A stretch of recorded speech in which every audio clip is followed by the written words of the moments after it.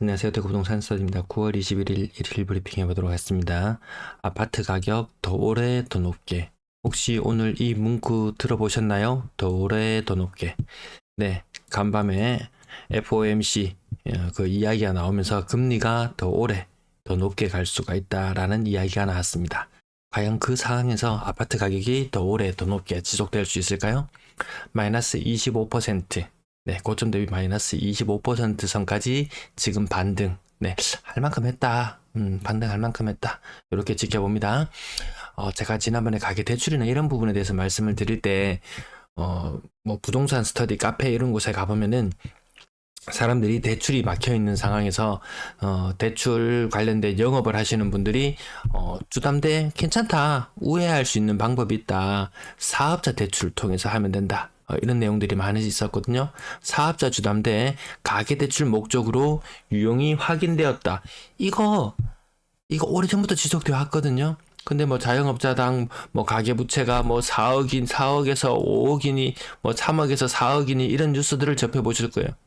뭐 한다고 저래 빚내갖고 장사하노? 이런 생각 들 경우도 생각보다 많아요. 그 중에 상당수가 주담대로 유용이 되었다는 거죠. 한 사례를 보면요. 혹부한 녹취록, 뭐 흔해 빠졌는데 뭐 녹취록까지 뭐, 약 7억 정도 사업자 주담대는 사업 용도가 아닌 가계대출 상환으로 대부분 사용됐다. 사업 자금으로는 5천만 원만 사용됐다. 이거 어마무시하거든요. 우리나라 자영업 부채 얼마인지 아시죠? 천조국이에요, 천조국. 저 21년자 자료인데요. 자영업자 대출 천조예요, 천조. 이 중에 상당수가 주택을 사는데 많이 활용되었어요. 왜 그거 영업하는 사람들 글 많이 있었고, 그런 글들이 나온 지 굉장히 오래되었었거든요. 가계부채, 가계신용이라 그러죠? 요거 1800조. 우리는 1800조만 가지고 이야기해요. 1800조만 가지고 이야기해도 GDP 대기 가계부채 105.8%. 여기에 여기 가계부채가 3000조라고 하니까요. 1800조에다가 아마 전세자금 대출 1000조까지 포함시키면은 여기 지금 GDP 대비 가계부채 랭킹 1위죠. 근데 이 150%가 아니에요. 이 중에 자영업자 대출 중에서 상당수는 이거 1000조 중에서 이거 반띵만 그냥 가계부채. 근데 자영업자 대출 이거 뭐 가계부채는 별반 다를 거 있나요? 기업 대출 이런 거 아니잖아요. 이 1000조까지 포함시킨다면 GDP 대비 가계부채는 200%, 200%입니다. 200%. 이 갚을 수 있는 돈이 아닙니다. 이 와중에도 더 높게 더 오래 아파트값 더 높게 더 오래를 이야기하기에는 그 빚에 깔려 죽을 판입니다. 무시무시하죠. 더 높게 더 오래 이야기가 나오기가 무섭게 미국 10년물 국채금리가 4.2에서 4.3%이 정도가 하나의 거대한 벽이라고 느껴졌었어요. 뚫기 어려울 것이다 라고 이야기했었는데 단숨에 뛰어올라서 4.433%입니다. 미국에 우리나라 은행에 맡겨도 이 돈 안 주거든요. 미국 달러에 대한 불확실성이 있어서 그렇지만 기본적으로 4.4%씩 10년 동안 줍니다. 10년 동안.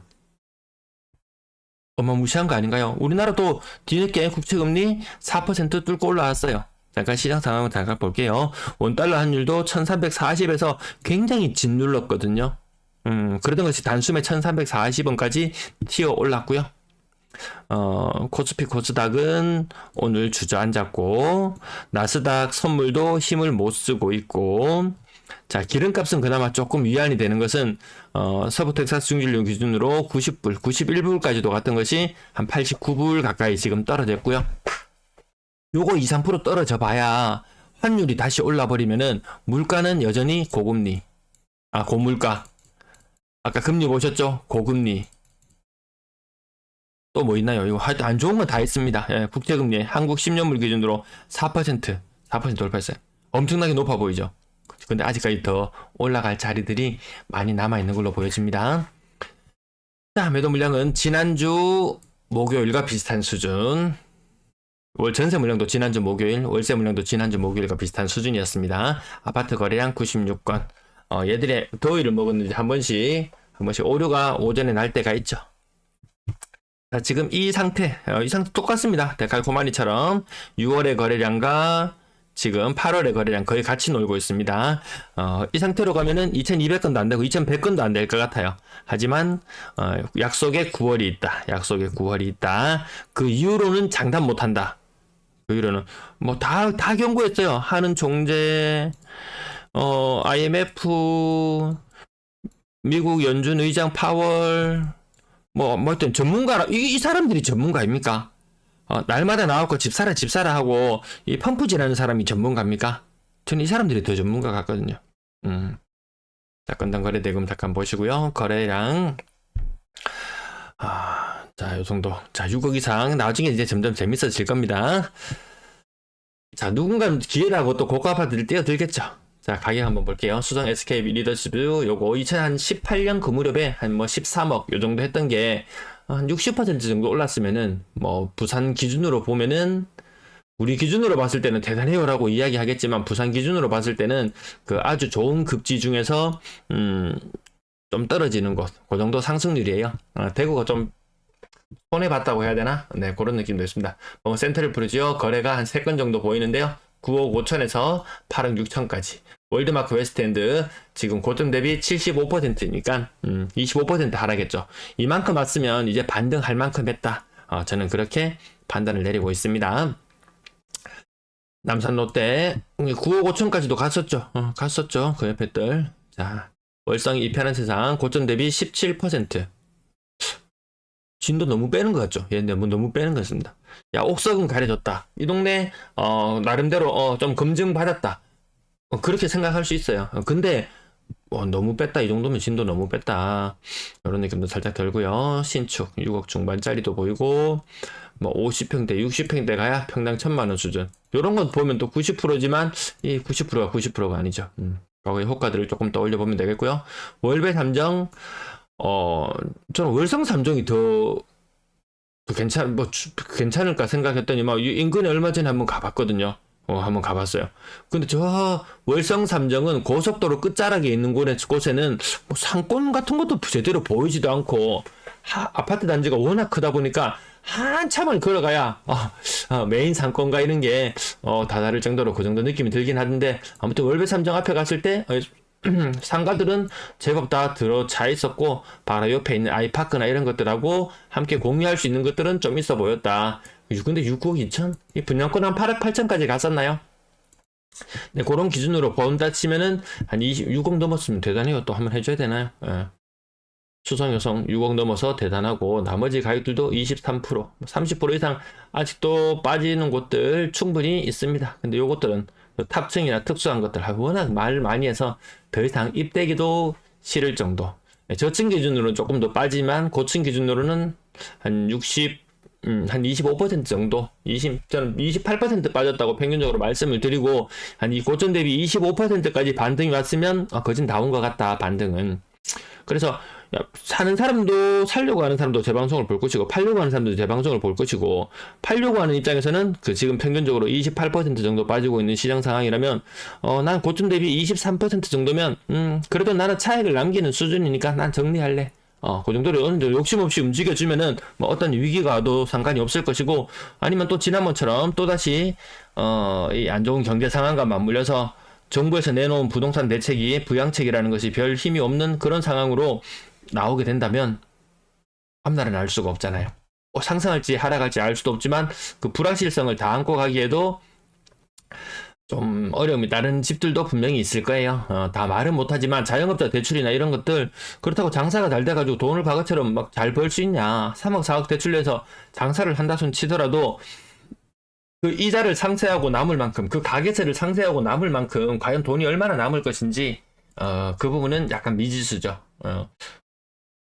자, 나머지 가격 부분들 앞부분 이거 벌써 이제 방송 시간이 10분이 다 되어 가는데요. 월베 힐스테이트 3억 5천 요 정도면은 괜찮죠. 평당 1000만원 수준.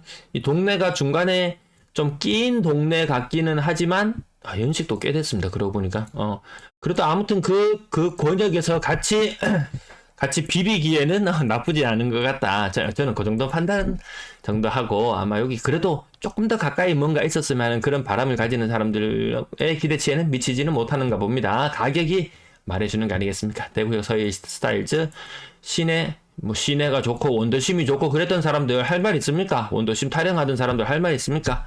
그 원더심 타령하던 사람들, 그 말 만들어낸 사람들 누굽니까? 거기 뭐 조합원이나 뭐 이권을 가진 사람들이 그 다 뭔가 유행을 만들어 내려고 하는 것 같은데, 칠성동이면요 원도심 아니겠습니까? 평당 1,000만 원입니다. 국평이. 연식도 10년밖에 안 됐습니다. 자, 외곽 지역 30% 10층. 또 외곽은 조금 더 마이너스 프리미엄을 조금 더 생각하면 되겠고요. 나머지 평당 1,000만원짜리 아파트 여러분들 계속 보고 계십니다. 하나 구매 그린. 요거는 아니죠. 40평대죠. 40평대. 3억 2천. 신당동. 요 역세권 걸리나요? 좀 지하철하고 많이 먼가요? 나머지 가격들 20%.